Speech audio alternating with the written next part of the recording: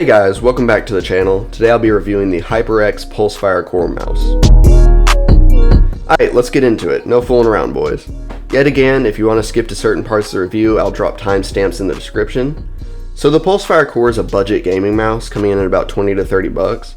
Feature-wise, it's pretty simple, but honestly it has really solid specs for the price. The sensor is a PixArt 3327 with a maximum DPI of 6200 and a minimum of 200. The polling rate goes up to 1000 Hz, which is great for gaming, and it performs perfectly, having no stutters or problems in any of my tests. I tested in the program Aimtastic with flick shots and acceleration tests. The sensor performed above expectations.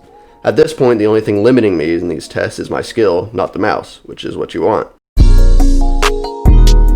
So here's the deal about DPI in mice. A lot of people focus on the maximum DPI rating when looking for a gaming mouse. This is mostly because marketing teams love to advertise those large numbers to make their product seem more impressive. To a certain extent, a higher DPI does indicate the quality of a sensor. Generally, the more expensive sensors can achieve a higher DPI rate.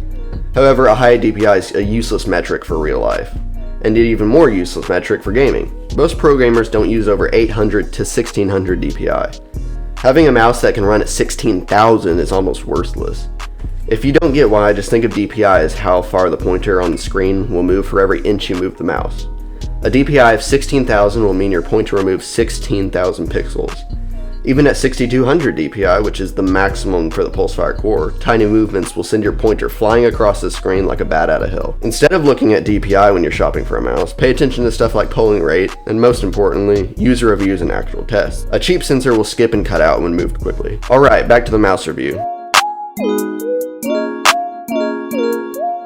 The PulseFire Core is a smaller than average mouse, best for palm and claw grip users due to its tall circular build shape.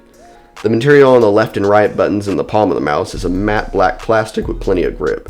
I've been using this mouse for a few months so far, and the plastic has not worn or started breaking down at all. That's great. The sides and bottom of the mouse are made of a slightly rougher matte plastic, with the sides having a slightly odd pattern. The scroll wheel of the area and the DPI and side buttons are a shiny black plastic, unfortunately a fingerprint magnet.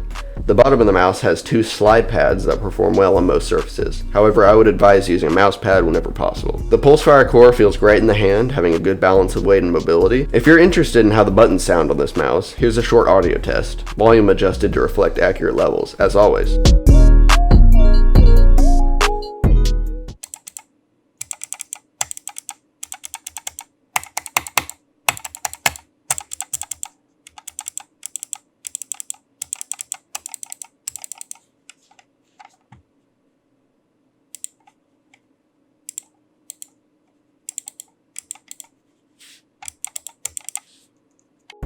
The last thing I wanted to cover is RGB and software. Since this is the cheapest of the PulseFire lineup, the RGB is quite limited. There's one transparent logo on the back that's illuminated. However, with the Ingenuity software, you can customize the effects and sync it up to other Hyperx products, like a keyboard.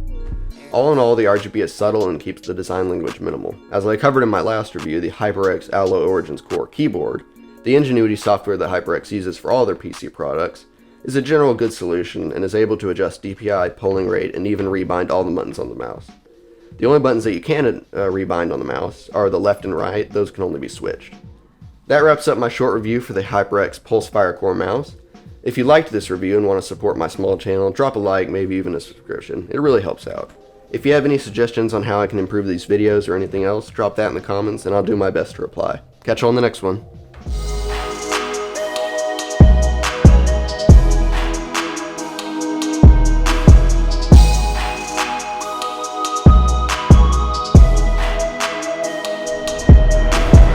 Paradyse.